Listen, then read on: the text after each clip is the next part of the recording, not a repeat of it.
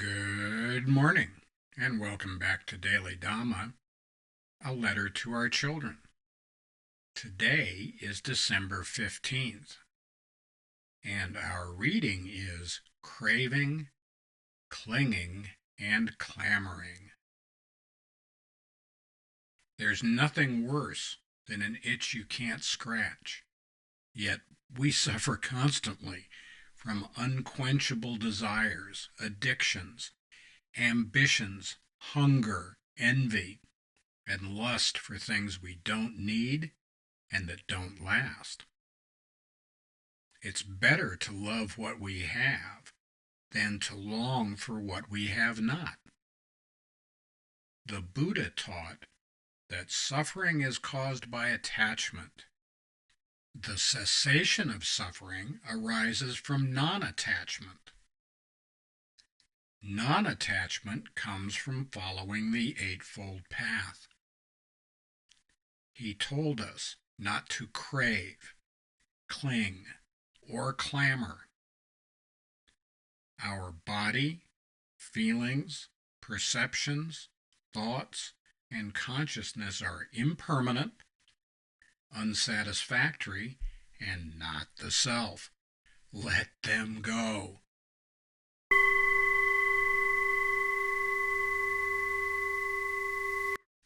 Well, that's the end of this triad. If you're uncomfortable in your own skin, you need to do some things to change that. You probably are not going to be able to shed your skin. Maybe you could shed your attitudes. Maybe you could change your angle of approach. That's what attitude is in aviation, is angle of approach. Maybe we need to change our angle of approach. Maybe we're coming at this wrong. I don't know. Do you feel comfortable in your own skin? No, I don't. Well, what are you going to do about it?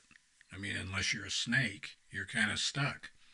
So you're going to have to change your attitude and see what's going on with that. The Eightfold Path has three streams: the Panya, which is wisdom stream, and if you wise up to yourself, then it leads to Sila, which is the ethical conduct stream, and you can act right. And if you act right, then maybe you can sit in meditation, samadhi, the meditation stream. And these things work as a set. They reinforce one another. And if we are conscientious about this stuff, if we employ patient, persistent practice of the principles on a regular basis, then we're going to get a different kind of an outcome than when we just, yeah, there I did it, kind of schlep our way through it. One of these things is not like the other, and we need to change the way that we approach life if we are unhappy with the life that we're having right now. If you're happy with this, just fine. Don't change a thing. Just don't touch that dial. If we're happy with the way things are going, well, there's no need to change anything. If we're not happy, then maybe we need to look into this. There are many ways to the mountaintop.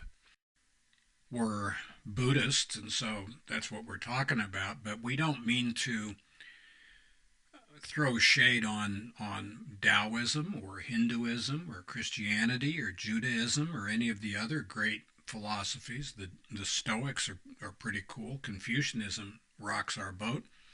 In fact, we don't even have a bone to pick with cognitive behavioral therapy.